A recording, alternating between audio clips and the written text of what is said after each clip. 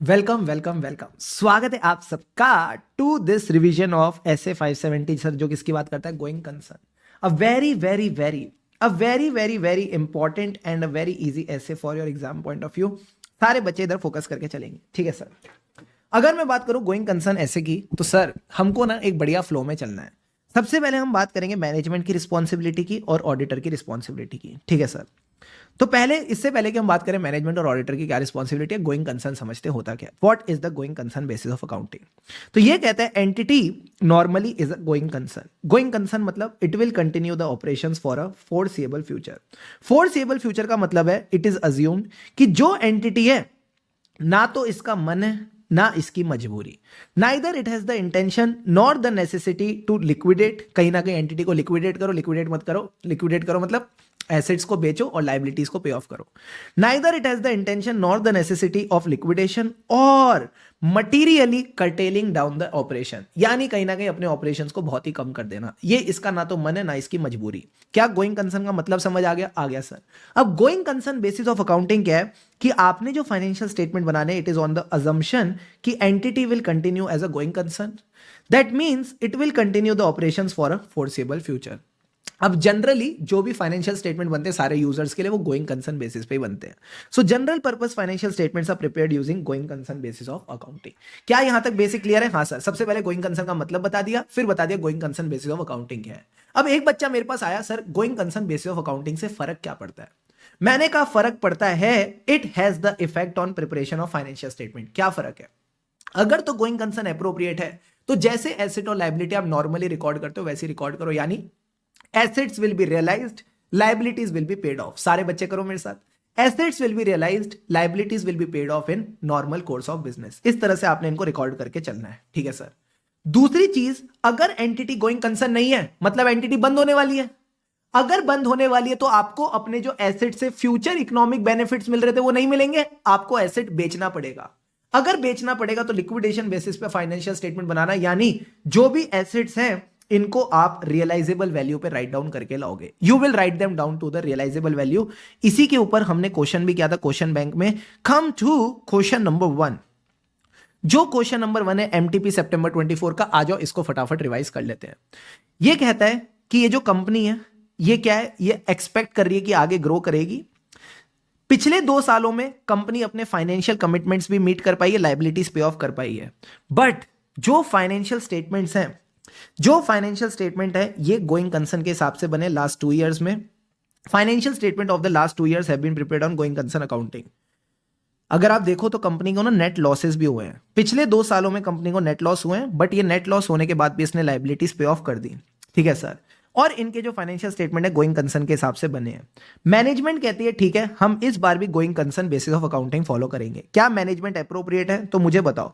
Even though company को losses हो रहे हैं, क्या कंपनी एसेट्स रियलाइज कर पा रही है? कर पा रही है। लाइबिलिटी पे ऑफ कर पा रही है? कर पा रही है। तो ठीक है, गोइंग कंसर्न अप्रोप्रिएट है, कोई दिक्कत की बात नहीं है। अब सवाल आता है कि क्या आपको going concern basis of accounting पता है? हाँ सर। तो इसके बारे में जो जो मैंने बातें आपको बताई, फोर्सिबल फ्यूचर, ना तो मन है ना तो मन है ना आपकी नेसेसिटी कि आपको लिक्विडेट करना पड़ेगा, ये बेसिक बातें लिख दी। फिर आप बोलोगे financial statements are prepared on going concern मतलब फोर्सिबल फ्यूचर। फिर generally financial statement going concern के हिसाब से बनते हैं, ठीक है। फिर आप बोलो कि करंट सिचुएशन को देख के view of the management is appropriate. अब अगला पार्ट ऑफ द क्वेश्चन देखो, किस तरह से गोइंग कंसर्न अफेक्ट करता है फाइनेंशियल स्टेटमेंट को। तो किस तरह से गोइंग कंसर्न अफेक्ट करता है फाइनेंशियल स्टेटमेंट को, उसमें आपने ये दोनों बातें लिखनी है। सर दोनों बातें लिखनी है मतलब पहले आप लिखो, अगर गोइंग कंसर्न अप्रोप्रिएट है तो assets and liabilities are recorded on a basis कि एंटिटी एसेट्स को रियलाइज कर पाएगी, लाइबिलिटीज को पे ऑफ कर पाएगी in normal course of business. अगर गोइंग कंसर्न नहीं है तो लिक्विडेशन बेसिस फॉलो करो, यानी जो एसेट्स हैं उनको आप प्राइजेस पे रिकॉर्ड करो जो आपको वो बेच के मिलेंगे। बात समझ आती है मित्रों? Yes sir. तो ये आपके बेसिक्स हो जाते हैं ऑफ द गोइंग कंसर्न। सितंबर 24 वाला क्वेश्चन भी डन। अब इसके बाद आता है सवाल कि गोइंग कंसर्न असेसमेंट की रिस्पॉन्सिबिलिटी किसकी है? मैनेजमेंट की रिस्पॉन्सिबिलिटी है। It is the management responsibility to assess the going concern. Obvious सी बात है, ये जजमेंट का मैटर है कि मैनेजमेंट कहीं ना कहीं एक पॉइंट इन टाइम पे अपनी जजमेंट बनाएगी कि भाई अगले 12 महीनों में अगले 12 महीनों में, क्योंकि बैलेंस शीट डेट जो होती है वो जनरली 1 ईयर के फाइनेंशियल्स बनते हैं, अगले 12 महीनों तक क्या एंटिटी एक गोइंग कंसर्न है, कोई दिक्कत तो नहीं आने वाली. This is a judgement management will make at a point in time. So management going concern assessment involves the judgment at a point in time about the uncertain future outcomes of the events or condition. अब sir, जब management ये judgement बना रही है तो 3 factors consider करेगी. क्या क्या? सबसे पहले तो एंटिटी. सारे बच्चे बोर्ड पे फोकस करो. सबसे पहले तो एंटिटी कैसी है, यानी size and complexity of the entity. इसका बिजनेस कैसा है एंड कितना ये अफेक्ट होती है एक्सटर्नल फैक्टर से. फॉर एग्जांपल हमने 2 एंटिटीज कंसीडर करी, एक वेदांता लिमिटेड, एक दूध वाला सोल प्रोप्राइटर. अगर वेदांता की बात करो तो लिस्टेड एंटिटी है, माइनिंग का काम करती है, कोल, जिंक, सिल्वर. अगर आपको पता हो माइनिंग के लिए इनको बहुत ज्यादा ब्लास्ट करने पड़ते हैं, जमीन से सामान निकालने के लिए पॉल्यूशन बहुत होता है, इन्वायरमेंटल एक्ट्स लगते हैं, वर्कर की सेफ्टी भी प्रोटेक्ट करनी पड़ती है, तो फैक्ट्री और वर्कर एक्ट्स भी इस पे लगते हैं. तो मुझे बताओ, क्या यहां एंटिटी में कॉम्प्लेक्सिटी ज्यादा है? ज्यादा है. साइज ज्यादा है? ज्यादा है. क्या ये एक्सटर्नल लॉस से बहुत अफेक्ट हो रही है? हो रही है. तो यहां पे गोइंग कंसर्न असेसमेंट करने में थोड़ा टाइम ज्यादा लगेगा, एफर्ट ज्यादा लगेंगे, एज कंपेयर टू अ छोटी एंटिटी जहां पे सिर्फ 2 गायें हैं और गाय से सिर्फ दूध निकालना है, तो इसमें कुछ ज्यादा मेहनत और टेंशन वाली बातें नहीं है. अब इसके बाद ये कहता है डिग्री ऑफ अनसर्टेनिटी. अनसर्टेनिटी किसको लेके? आउटकम ऑफ द इवेंट्स और कंडीशन. फॉर एग्जांपल हमारा एक इवेंट और कंडीशन हुआ जहां पे कंपनी को पेनल्टी का नोटिस आया. अब यहां पे जो पेनल्टी है बहुत ही हैवी पेनल्टी है, बट यहां पे अनसर्टेनिटी है. अनसर्टेनिटी, या तो कंपनी केस जीतेगी या कंपनी केस हारेगी. तो जब भी आपको लगता है there is a high uncertainty about the outcome of event और कंडीशन, तो गोइंग कंसर्न के ऊपर इंपैक्ट आ सकता है. अब लास्ट में इवेंट की बात कर रहे हैं, फ्यूचर इवेंट की, तो हम बात कर लेते हैं सब्सिक्वेंट इवेंट. जो भी जजमेंट थी वो कब हुई थी? पॉइंट इन टाइम पे. तो हो सकता है कोई सब्सिक्वेंट इवेंट हो जाए between the date of financial statement and the date of audit report, जिसकी वजह से इनकंसिस्टेंट आउटकम आया.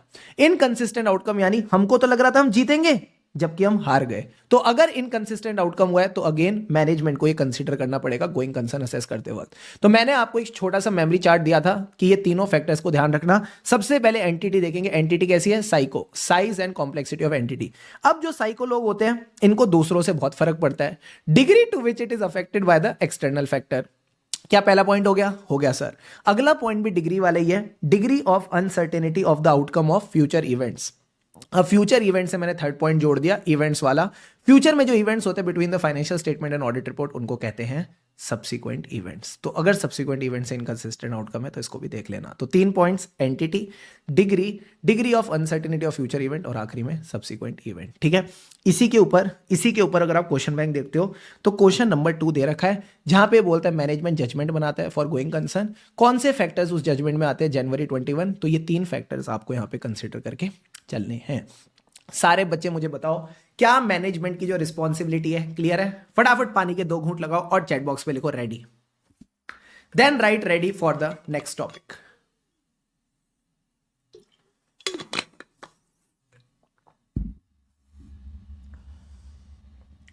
कम ऑन एवरीवन.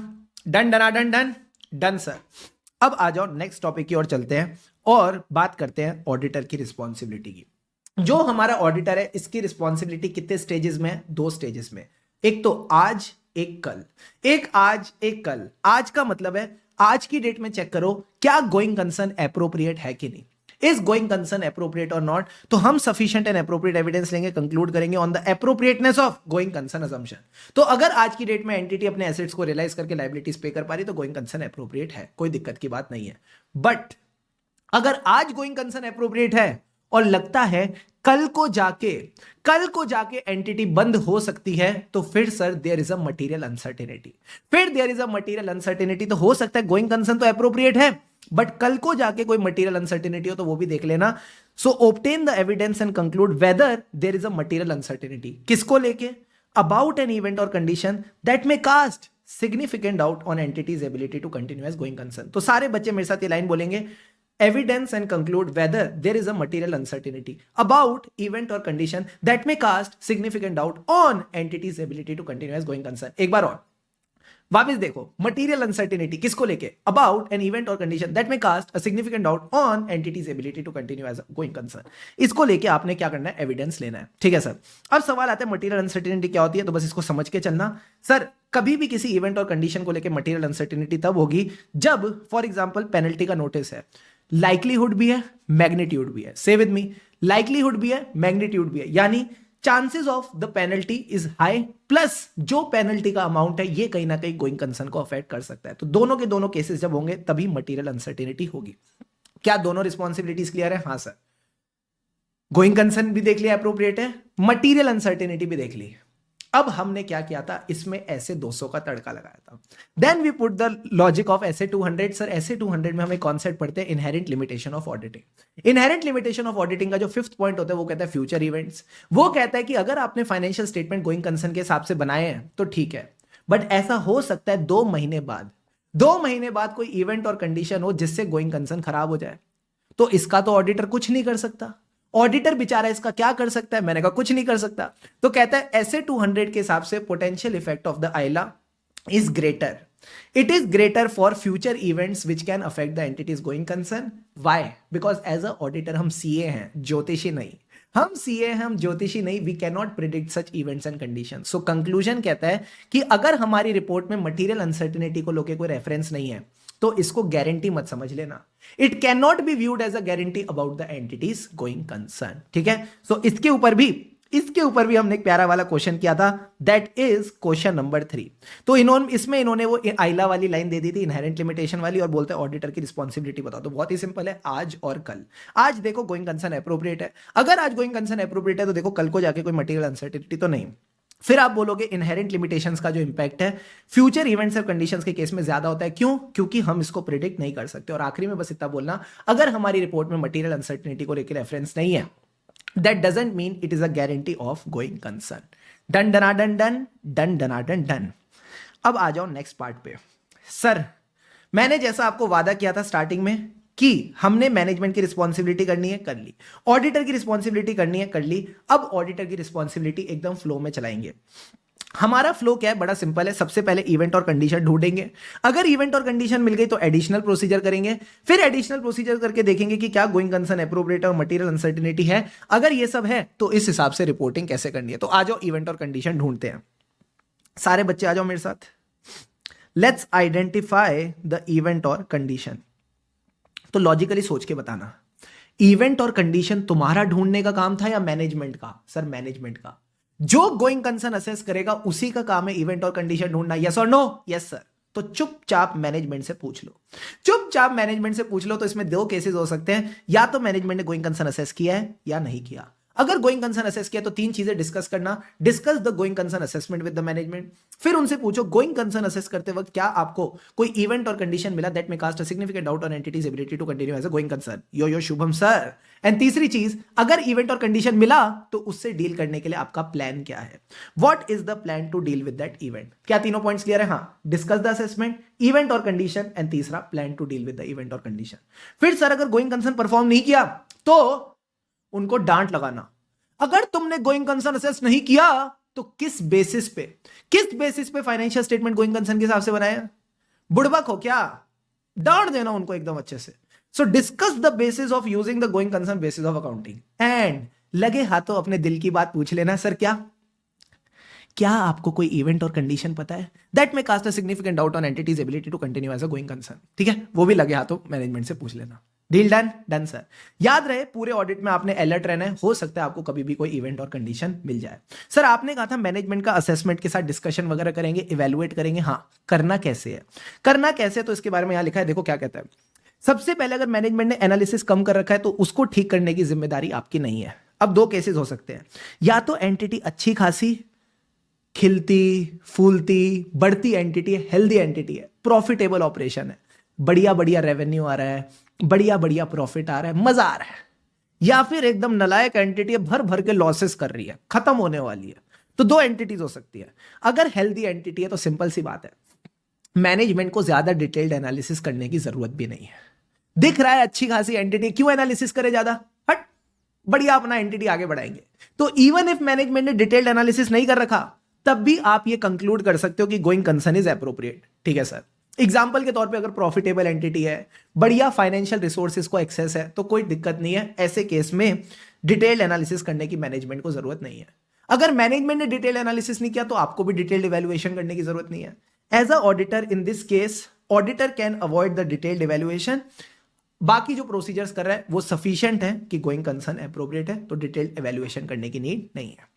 बट सर अगर ये नालायक एंटिटी है, बहुत ज्यादा लॉसेस कर रही है, तो मैंने कहा इसके केस में 3 चीजें इवेल्युएट करना। सर क्या? एक तो इनका प्रोसेस, जिस प्रोसेस से गोइंग कंसर्न असेस हुआ है, फिर इनकी अजम्पशंस गोइंग कंसर्न को असेस करते हुए, एंड तीसरी चीज क्या थी? इनका प्लान, जो इवेंट और कंडीशन है उसको डील करने के लिए इनका प्लान क्या है। तो जब भी एंटिटी अनहेल्दी सिचुएशन में है, वो क्यों है? क्योंकि उसने पाप किए हैं। सारे बच्चे बोलो, दो ही चीज होती है ना, पाप और पुण्य। इसने भर भर के पुण्य किए तो ये हेल्दी एंटिटी है, इसने भर भर के पाप किए तो ये बैड एंटिटी है। तो हम इसके पाप इवेल्युएट करेंगे, फील से चलना, हम इसके पाप इवेल्युएट करेंगे, प्रोसेस, अजम्पशन और plans. Deal done, deal done sir. अब इसके बाद हम क्वेश्चन बैंक पे गए थे, और क्वेश्चन बैंक में मैंने आपको कराया था क्वेश्चन नंबर 8। सारे बच्चे जल्दी से क्वेश्चन 8 देखो और बताओ इसका क्या आंसर आएगा। सर ये कहता है ऑडिटर रिस्क असेसमेंट प्रोसीजर करता है, क्यों? ताकि उसको इवेंट और कंडीशन मिल जाए। अब ये कहता है कि इसके लिए मैनेजमेंट के पास जा सकता है, और मैनेजमेंट ने ऑलरेडी असेसमेंट कर रखा है। तो बताओ ये क्या करे? कुछ नहीं, 3 चीजें करेगा। सबसे पहले मैनेजमेंट के साथ डिस्कस करेगा कि आपकी असेसमेंट क्या है, फिर उनसे पूछेगा कि आपको इवेंट और कंडीशन मिला, अगर मिला तो आपके प्लान्स क्या है। 3 चीजें मैनेजमेंट से पूछ लेना। Part 2 of the question, also explain अगर मैनेजमेंट ने असेसमेंट नहीं कर रखा तो क्या करें। मैंने कहा ऐसे केस में सबसे पहले डांट लगाएंगे। डांट लगाएंगे यानी मैनेजमेंट से डिस्कस करेंगे basis for use of going concern, and लगे हाथों इंक्वायर कर लेना अबाउट द इवेंट्स और condition that make a significant doubt on entities ability to continue as a going concern. Deal done है? डन से। अब इतनी देर से हम बात कर रहे हैं इवेंट और कंडीशन, इवेंट और कंडीशन, इवेंट और कंडीशन। ये इवेंट और कंडीशन होते कौन कौन से हैं? ये इवेंट और कंडीशन होते कौन कौन से हैं? तो सारे बच्चे अपने नोट्स की, अपनी बुक के लास्ट में आ जाओ। 3 तरह के इवेंट्स है, फाइनेंशियल, ऑपरेटिंग और अदर इवेंट्स। एक बार क्विकली रिवाइज करते हैं क्या क्या इवेंट्स कहते हैं, फ्लो में चलना। ये कहता है कुछ ऐसे इवेंट्स और कंडीशन है दैट में, जरूरी नहीं है, हो सकता है कि इनसे हमें डाउट हो about the entity's going concern. सबसे पहले फाइनेंशियल इवेंट, इस पे आईसीए क्वेश्चन भी पूछ लेते हैं, तो कम से कम इसमें 6 से 7 इवेंट दिमाग में रखते हुए चलना। हमने क्या किया, इनको 2 पार्ट्स में बांट दिया, लायबिलिटी और ऑपरेटिंग लॉसेस। पहले नीले वाले पॉइंट देख लो, लायबिलिटी वाले पॉइंट कहते हैं जो एंटिटी की पोजीशन है वो नेट लायबिलिटी या नेट करंट लायबिलिटी हो गई, यानी लायबिलिटी एसेट से ज्यादा है या करंट लायबिलिटी करंट एसेट से ज्यादा है, तो एंटिटी लायबिलिटी पे ऑफ नहीं कर पा रही। अब लायबिलिटी 2 तरह की, इधर देखो, लॉन्ग टर्म और शॉर्ट टर्म। पहले लॉन्ग टर्म वाला पॉइंट कवर करते हैं कि जो इनकी लॉन्ग टर्म बोरोइंग्स है, मैच्योरिटी आ रही है बट आप इसको रिन्यू नहीं कर पाओगे। अगर रिन्यू नहीं कर पाओगे तो पेमेंट मांगेंगे, पेमेंट करने के लिए भी पैसा नहीं है, तो एंटिटी का दिवालिया निकलने वाला है। या फिर आप शॉर्ट टर्म बोरोइंग से लॉन्ग टर्म एसेट खरीद रहे हो, तो ये तो बंदा 1 साल में पैसे मांगने आ जाएगा, आपके पास पैसे देने के लिए होंगे ही नहीं, तो फिर दिवालिया निकल जाएगा।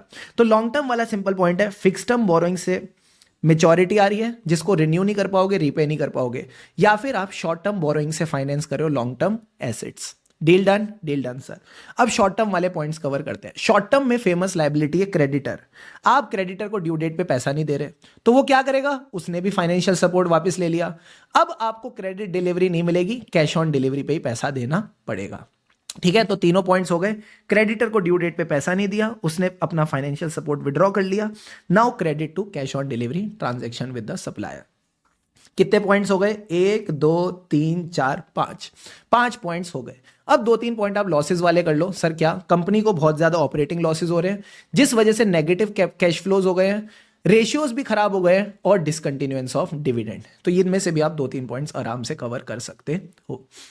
अब आ जाओ ऑपरेटिंग इंडिकेटर्स। मैंने कहा था ऑपरेटिंग मतलब आपकी जो सप्लाई चेन है ना, वो अफेक्ट हो गई है। सप्लाई चेन मतलब सप्लायर से माल आया, फिर आपने प्रोडक्शन करी, कस्टमर के पास गए। अगर यहां पे दिक्कतें हैं तो फिर ये ऑपरेटिंग इंडिकेटर है। तो यहां पे एकदम फ्लो में चलना, या तो सप्लाईज की कमी है या लेबर की कमी है। Come on, shortage of supplies, labour difficulties, की मैनेजमेंट चली गई और इसका रिप्लेसमेंट भी अवेलेबल नहीं है। ठीक है सर। अब मान लो ये सब चीजें हैं और आपने प्रोडक्ट बना लिया, उसके बाद जब मार्केट में गए तो मार्केट चली गई, लॉस ऑफ द मार्केट और कस्टमर। सर ये कहां चले गई मार्केट और कस्टमर? कॉम्पिटिटर के पास। तो जब सब चीजें खराब हो गई तो मैनेजमेंट ने भी कहा हम भी बिजनेस करके क्या करेंगे, लिक्विडेट करते हैं। तो एकदम फ्लो में चलना, सप्लायर, लेबर दोनों, फैक्ट्री वाला भी, ऑफिस वाला भी। ठीक है, फिर कस्टमर और मार्केट नहीं है क्योंकि कॉम्पिटिटर ले गया, और आखिरी में मैनेजमेंट इंटेंशन टू लिक्विडेट। अब आ जाओ अदर इंडिकेटर्स। अदर इंडिकेटर में सबसे पहले आपने करी non compliance with the CSR requirement. CSR मतलब कैपिटल, स्टैट्यूटरी और रेगुलेटरी रिक्वायरमेंट। अगर नॉन कंप्लायंस करोगे तो क्या होगी? प्रोसीडिंग्स, पेंडिंग लीगल और रेगुलेटरी प्रोसीडिंग, जहां पे जो पेनल्टी लगेगी, जो क्लेम लगेगी, वो एंटिटी सेटिस्फाई नहीं कर पाएगी। बात समझ आई? आई सर। इसके बाद ये कहता है कई बार लॉज भी चेंज हो जाते हैं, गवर्नमेंट की पॉलिसी चेंज हो जाती है जो एंटिटी को बहुत बुरी तरह अफेक्ट करती है। और लास्ट में कहता है कोई ऐसा डिजास्टर आया जिसको लेके आपके पास इंश्योरेंस नहीं थी। तो चारों पॉइंट्स ध्यान से रखना। सबसे पहले क्या हुई? Non compliance with the CSR requirement, capital, statutory और रेगुलेटरी रिक्वायरमेंट। जब भी नॉन कंप्लायंस करोगे तो क्या होगी? Legal proceedings. In legal proceedings का जो क्लेम है वो आप सेटिस्फाई नहीं कर पाओगे, बहुत ही हैवी पेनल्टी है। तो आपने भगवान से प्रे किया, हे प्रभु, हे प्रभु, हे प्राणदाता, ये जो लॉ की वजह से मेरे पर पेनल्टी लग रही है, इस लॉ को चेंज करा दे। तो थर्ड पॉइंट में लॉ चेंज हो गया, बट अगेन इसने एडवर्सली अफेक्ट किया एंटिटी को। अब मुझे बताओ, जब लॉ चेंज होने के बाद भी एंटिटी एडवर्सली अफेक्ट हो रही है, क्या ये बंदा जीना चाहेगा? मैंने कहा नहीं। इसने भगवान से प्रे किया, हे ईश्वर भूकंप ले आ, हे ईश्वर भूकंप ले आ। मैंने कहा भूकंप भी आया, कैटेस्ट्रॉफ भी आया, बट उसकी इंश्योरेंस नहीं थी। तो चारों के चारों पॉइंट्स अगेन आप फ्लो में करते हुए चलोगे। यहां आपका first part of going concern complete होता है। I hope everything is crystal clear. Yes sir. अभी अभी हमने एक चर्चा कंप्लीट करी किसकी? इवेंट्स और कंडीशन की। कौन कौन से इवेंट्स और कंडीशन होते हैं तो हमने डिस्कस किया। कुछ फाइनेंशियल होंगे, कुछ ऑपरेटिंग होंगे, कुछ अदर टाइप्स ऑफ इवेंट्स और कंडीशन हो सकते हैं। ठीक है सर। अब जैसे ही आपको इवेंट्स और कंडीशंस मिल जाएं, आपने क्या करना है? एडिशनल ऑडिट प्रोसीजर, ये देखने के लिए कि कोई मटेरियल अनसर्टेनिटी तो नहीं। अगर मटेरियल अनसर्टेनिटी है तो उससे बचाने के लिए कोई मिटिगेटिंग फैक्टर तो नहीं। अब ये कहता है 5 ऑडिट प्रोसीजर आपको यहां पे करने पड़ सकते हैं। सर क्या? सबसे पहले तो अगर आपको कोई इवेंट और कंडीशन मिला तो आप किसके पास जाओगे? मैनेजमेंट के पास जाएंगे। तो हम भी मैनेजमेंट के पास गए, बट मैनेजमेंट इतनी नालायक है, मैनेजमेंट इतनी नालायक है कि उसने गोइंग कंसर्न असेस ही नहीं करेगा। तो मैंने कहा मैनेजमेंट का कॉलर पकड़ना और रिक्वेस्ट करना, management please make the going concern assessment. अब जब मैनेजमेंट वापस आएगी तो इंश्योर करना खाली हाथ ना आए, खाली हाथ ना आए, यानी वो अपना प्लान साथ में लेके आएगी। कहीं ना कहीं मैनेजमेंट का प्लान ऑफ एक्शन होना चाहिए। अब उस प्लान में 2 क्वालिटीज हो, कहीं ना कहीं उस प्लान से चीजें इंप्रूव होनी चाहिए और वो प्लान फीजिबल होना चाहिए। सारे बच्चे करो मेरे साथ, उससे चीजें इंप्रूव होनी चाहिए, वो प्लान फीजिबल होना चाहिए। So evaluate the management plan for future action, whether the outcome likely to improve the situation and is it feasible in the circumstance. क्या आपको सूखा सूखा प्लान चाहिए या प्लान के साथ एक कैश फ्लो फोरकास्ट भी चाहिए? सर हमको कैश फ्लो फोरकास्ट भी चाहिए, बिकॉज इससे समझ आएगा कंपनी की जो लिक्विडिटी है, जो कंपनी की लिक्विडिटी पोजीशन है कैसे इंप्रूव होगी, कैसे कैश इनफ्लोज होंगे, कैसे कैश आउटफ्लोज होंगे, सारी चीजें समझ आएंगी। ठीक है, ठीक है sir. So where the entity has prepared the cash flow forecast, और उसको आपको समझना जरूरी है। Analysis is significant. तो मुझे बताओ एक ऑडिटर 2 चीजें क्या चेक करेगा? क्या 2 चीजें चेक करोगे कैश फ्लो फोरकास्ट में? सर बड़ा सिंपल है। जब भी कैश फ्लो फोरकास्ट बनाया जाता है वो करंट फाइनेंशियल डेटा को यूज करके बनाया जाता है, और उस डेटा पे अजम्पशंस लगाई जाती हैं कि भाई हमें बैंक से ये लोन आएगा, इस लोन से हम ये फैक्ट्री डालेंगे, इस फैक्ट्री से कहीं ना कहीं और प्रोडक्ट्स जाएंगे तो सेल इंप्रूव होगी। तो जो भी इनकी अजम्पशंस हैं, अजम्पशंस किसको लेके कि बैंक से लोन लेंगे और ये सब चीजें करेंगे, इनको भी चेक कर लेना। तो सबसे पहले हम चेक करेंगे करंट डेटा, क्या जो डेटा इन्होंने उठाया to prepare the forecast is it reliable, and second thing we will check is adequate support for assumption. तो सपोज अगर ये कहते हैं हम ना बैंक से ना एडिशनल फाइनेंसिंग ले लेंगे, लड्डू है क्या? चेक करना एग्रीमेंट है कि नहीं, क्या बैंक का एग्रीमेंट है कि नहीं कि इनको एडिशनल फाइनेंसिंग मिलेगी या नहीं। तो 3 चीजें क्या हो गई? रिक्वेस्ट किया गला पकड़ के कि भाई असेसमेंट करके आओ, फिर मैनेजमेंट खाली हाथ नहीं आएगा, प्लान लेके आएगा, plan should improve the situation, it should be feasible. तीसरी चीज मैंने कहा था सूखा सूखा प्लान अच्छा नहीं लगता, तो कैश फ्लो फोरकास्ट लेंगे, उसमें 2 चीजें चेक करना, डेटा और अजम्पशन। अब सर असेसमेंट करे हुए बहुत टाइम हो गया, असेसमेंट करे हुए बहुत टाइम हो गया, हो सकता है उसके बाद कुछ एडिशनल फैक्ट्स और इंफॉर्मेशन अवेलेबल हो which can affect the going concern, yes और नो? Yes sir. तो हम क्या करेंगे, इनको बोलेंगे वेदर एनी एडिशनल फैक्ट्स और information available since the date of management assessment. और आखिरी में सर, आखिरी में हम इनसे लेंगे written representation.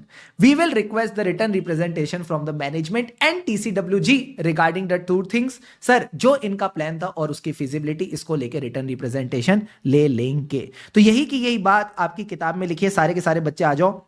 Additional audit procedure when the events और conditions are identified, RTP Jan 25। फटाफट एक बार ये टॉपिक रिवाइज करो, देन मैं इसका क्वेश्चन आपको करवाता हूं। सबसे पहले मैंने कहा जब भी इवेंट और कंडीशन मिलेगा चेक करो मटेरियल अनसर्टिनिटी है, also consider the mitigating factor जो मटेरियल अनसर्टिनिटी को खत्म करे।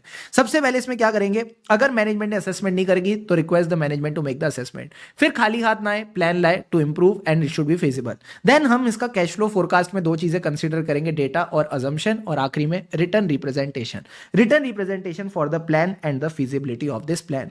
अब मुझे बताओ इस पे कौन सा क्वेश्चन हमने कवर किया था, क्वेश्चन नंबर 9। सारे बच्चे क्वेश्चन नंबर 9 रिवाइज करेंगे। इसमें सर क्या हुआ, सबसे पहला अगर पार्ट हम देखें जो आरटीपी में आया था, कंपनी का टर्नओवर गिर गया है, loss of major market, loss of key customer, plus bank भी फाइनेंशियल सपोर्ट नहीं दे रहे। तो बताओ एज अ ऑडिटर आप क्या एडिशनल प्रोसीजर करोगे। Second part of the question जो एमटीपी जैन 25 में आया, इस केस में क्या हुआ है, सिग्निफिकेंट फाइनेंसिंग डिफिकल्टी है, लोन रीपेमेंट पे डिफॉल्ट हुआ है, करंट लायबिलिटी करंट एसेट से ज्यादा यानी नेट करंट लायबिलिटी पोजीशन है, सेल्स रेवेन्यू बहुत ज्यादा गिर गया है, मैनेजमेंट ने गोइंग कंसर्न असेस ही नहीं किया, नलायक कहीं के।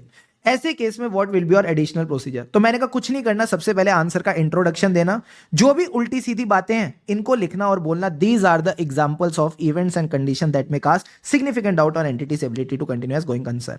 अब जब भी इवेंट और कंडीशन मिलता है तो हम देखते हैं एविडेंस लेके कि मटेरियल अनसर्टिनिटी तो नहीं, अगर मटेरियल अनसर्टिनिटी है तो कोई मिटिगेटिंग फैक्टर तो नहीं, फिर चुपचाप जो 5 प्रोसीजर सिखाए वही के 5 प्रोसीजर आपने यहां पे लिख के चलने हैं। Deal done sir. अब सारे बच्चे आ जाओ last 2 stages of this chapter, जिसमें हम बात करेंगे कंक्लूजन और रिपोर्टिंग की। कंक्लूजन में वही चीज कंक्लूड करनी है जो आपकी रिस्पॉन्सिबिलिटी थी। सारे बच्चे बताओ हमारी रिस्पॉन्सिबिलिटी क्या थी, 2 stages responsibility. 2 stages of responsibility क्या थी, पहली स्टेज पे आज देखेंगे, आज क्या गोइंग कंसर्न एप्रोप्रिएट है। अगर गोइंग कंसर्न एप्रोप्रिएट है तो चेक करो कल को जाके कोई मटेरियल अनसर्टिनिटी तो नहीं रिलेटेड टू इवेंट्स और condition that may cast a significant doubt on entities ability to continue as the going concern. Yo Shubham sir. तो इसके बाद मैंने कहा जब आपने ये कंक्लूड कर लिया, आज गोइंग कंसर्न एप्रोप्रिएट है, फिर देखो कल मटेरियल अनसर्टिनिटी तो नहीं, किसको लेके, इवेंट्स और condition that may cast significant doubt on entities ability to continue as a going concern. Material uncertainty का क्या मतलब है, लाइक्लीहुड भी है और मैग्नीट्यूड भी है, जिस वजह से हमें डर लग रहा है। अब सर एक बात बताओ, अगर आपको लगता है कोई इवेंट और कंडीशन है that may cast significant doubt on the going concern, तो ऐसे केस में क्या होने चाहिए, फाइनेंशियल स्टेटमेंट में डिस्क्लोजर। अब चेक करो मटेरियल अनसर्टेनिटी है या नहीं। अगर लगता है इवेंट और कंडीशन तो है बट मटेरियल अनसर्टेनिटी नहीं, यानी पेनल्टी का नोटिस तो आया है बट पेनल्टी लगेगी नहीं, तो फिर आप सिर्फ इवेंट और कंडीशन डिस्क्लोज करके चलो। बट अगर लगता है मटेरियल अनसर्टेनिटी है तो इसके 4 डिस्क्लोजर आपको करने हैं। सर क्या, सबसे पहले तो डिस्क्लोज करो इवेंट और condition that can cast significant doubt on the ability to continue as a going concern. ठीक है सर, इससे शेयर होल्डर का क्या होगा, बीपी बढ़ेगा। अरे यार मैंने जिस कंपनी में पैसा लगाया वो आगे जाके बंद हो सकती है, तो मैंने कहा उनका बीपी डाउन करो। Baby calm down. हमने उनका बीपी डाउन कैसे किया, डोंट वरी, मैनेजमेंट ने प्लान बनाया to deal with the event और कंडीशन। सर बीपी ज्यादा डाउन हो गया है, तो मैंने कहा थोड़ा बीपी और बढ़ाओ। प्लान बनाया तो क्या हुआ, इवेंट और कंडीशन है, event and condition related to event, material uncertainty है, material uncertainty related to events or condition that may cast significant doubt on entity's ability to continue as a going concern, and इसी material uncertainty की वजह से entity may be unable to realize the assets, discharge the liabilities in normal course of business। तो 4 बातें आपने disclose करनी है। सबसे पहले बीपी बढ़ेगा, क्यों, इवेंट एंड कंडीशन है। बीपी घटेगा क्योंकि प्लान है। बीपी वापस बढ़ेगा क्योंकि मटेरियल अनसर्टेनिटी है, और इसी वजह से एसेट लायबिलिटी वाली लाइन लिख देना, inability to realize the assets, discharge the liability in normal course of business। ये आपके 4 डिस्क्लोजर होने चाहिए। तो हो सकता है आईसीआई इसके ऊपर आपसे एक डायरेक्ट क्वेश्चन पूछ ले, बताओ कौन से डिस्क्लोजर आप दोगे अगर मटेरियल अनसर्टेनिटी है। बात समझ आई, समझ गए sir. Now let's move to the next part of this essay which talks about reporting. Sir reporting के केस में एकदम प्रॉपर स्ट्रक्चर के साथ चलना मेरे साथ। सबसे पहले कहता है अगर गोइंग कंसर्न इनएप्रोप्रिएट है तो फाइनेंशियल स्टेटमेंट कैसे बनने चाहिए, लिक्विडेशन बेसिस। तो फिर ठीक बने हैं तो अनमॉडिफाइड ओपिनियन दे देना। ठीक है सर। अगर गोइंग कंसर्न इनएप्रोप्रिएट होते हुए फाइनेंशियल स्टेटमेंट गोइंग कंसर्न के हिसाब से बने हैं तो फिर पूरे फाइनेंशियल स्टेटमेंट ही खराब बने हैं तो एडवर्स ओपिनियन दे देना। ठीक है सर। बट अगर गोइंग कंसर्न एप्रोप्रिएट है, फिर भी लगता है मटेरियल अनसर्टेनिटी एग्जिस्ट करती है इन फ्यूचर, तो आपको क्या चाहिए? एडिक्वेट डिस्क्लोजर, तो वही है, तो अनमॉडिफाइड ओपिनियन दे देना। बट सर हमें कहीं ना कहीं यूजर्स का अटेंशन ड्रॉ करना पड़ेगा इन डिस्क्लोजर, तो जिस नोट में ये डिस्क्लोजर लिखे हैं उस पे अटेंशन ड्रॉ करना। कैसे ड्रॉ करेंगे सर? हम एक सेपरेट सेक्शन डालेंगे, सारे के सारे बच्चे मुझे मेरे साथ बताओ कौन सा सेपरेट सेक्शन डलेगा? पक पक पक पक पक पक पक। मैंने कहा पक पक पका, यानी हम डालेंगे मुर्ग सेक्शन। मुर्ग मतलब material uncertainty related to going concern. इसमें दो चीजें करेंगे। क्या? सबसे पहले लोगों का अटेंशन ड्रॉ करेंगे to the note in financial statement जहां पे मैटर डिस्क्लोज्ड है, ठीक है सर। दूसरी चीज क्या करेंगे? दूसरी चीज में हम लोग डर गए, लोगों को लगेगा कोई मटेरियल मिसस्टेटमेंट तो नहीं है, उनको बोला चुप, मटेरियल मिसस्टेटमेंट नहीं है, मटेरियल अनसर्टेनिटी है, मटेरियल अनसर्टेनिटी है। एंड हमारा ओपिनियन इसको लेके मॉडिफाइड नहीं है। Our opinion is not modified with respect to this matter. Deal done sir. अब सर अगर डिस्क्लोजर ही नहीं है तो ऑब्वियस ही बात है, दिक्कत की बात है, तो चुपचाप इस केस में एडवर्स और क्वालिफाइड ओपिनियन दे देंगे, क्योंकि आपको एविडेंस मिल गया डिस्क्लोजर नहीं है। तो एडवर्स और क्वालिफाइड दे दो डिपेंडिंग ऑन कि डिस्क्लोजर की कितनी कमी है, ठीक है, एज पर एसए 705। सर किस बेसिस पे आपने क्वालिफाइड और एडवर्स दिया? किस बेसिस पे क्वालिफाइड और एडवर्स दिया? तो उसमें लिख देना मटेरियल अनसर्टेनिटी तो है बट डिस्क्लोजर नहीं है। तो जब आप लिखोगे बेसिस फॉर एडवर्स और qualified opinion state that the material uncertainty exist and financial statement don't adequately disclose this matter. Deal done sir. आखिरी में आप बोलो अगर मैनेजमेंट ने मान लो असेसमेंट ही नहीं करी, तो आपके पास एविडेंस ही नहीं है गोइंग कंसर्न को लेके। हाँ सर, तो जब भी एविडेंस नहीं होता तो दो ही ओपिनियन पॉसिबल है, डिस्क्लेमर और क्वालिफाइड। तो इसको लेके अच्छे क्वेश्चंस जो मुझे लगता है आपको हाथों हाथ अभी इस रिवीजन के साथ कर लेने चाहिए। सबसे पहले क्वेश्चन नंबर 5 में बस ये आइडेंटिफाई करो क्या आएगा। ये कहता है गोइंग कंसर्न एप्रोप्रिएट है बट मटेरियल अनसर्टेनिटी है, और मटेरियल अनसर्टेनिटी डिस्क्लोज्ड भी है, तो चुपचाप यहां पे अनमॉडिफाइड ओपिनियन डाल देना, सेपरेट सेक्शन ऑफ द मुर्ग पैरा, पक पक पका है, draw the attention to the note और बोलो मटेरियल अनसर्टेनिटी है, मिसस्टेटमेंट नहीं, इसी वजह से हमारा opinion is not modified. Deal done sir. अब आ जाओ क्वेश्चन नंबर 6 पे। MTP May 24 ये कहता है यहां पे there is a material uncertainty, साथ ही साथ आपने कंक्लूड कर लिया गोइंग कंसर्न इज एप्रोप्रिएट, तो हमको क्या चाहिए? Disclosure. Financial statement do not adequately disclose, तो यहां पे क्या आएगा sir? Impact on the audit report. Facts of the case लिखने के बाद सीधा लिखना, क्योंकि एडिक्वेट डिस्क्लोजर नहीं है तो क्वालिफाइड और एडवर्स। किस बेसिस पे क्वालिफाइड और एडवर्स? मटेरियल अनसर्टेनिटी तो है बट एडिक्वेट डिस्क्लोजर नहीं। Deal done. अरे बाबा डील डन सर। इसके बाद हमारा पूरा का पूरा चैप्टर कंप्लीट हो गया। ये वाले जो एडिशनल प्रोसीजर दे रखे हैं इनको बस रीड कर लेना, इसमें कुछ खास मसाला नहीं है, MCQs पॉइंट ऑफ व्यू से कहीं ना कहीं काम आ सकते हैं, ठीक है। अब आओ मेरे साथ सर। एक छोटा सा पॉइंट रह गया था, मैंने कहा कौन सा? Evaluating the management assessment. इसमें हमसे दो छोटी बातें रह गई थी।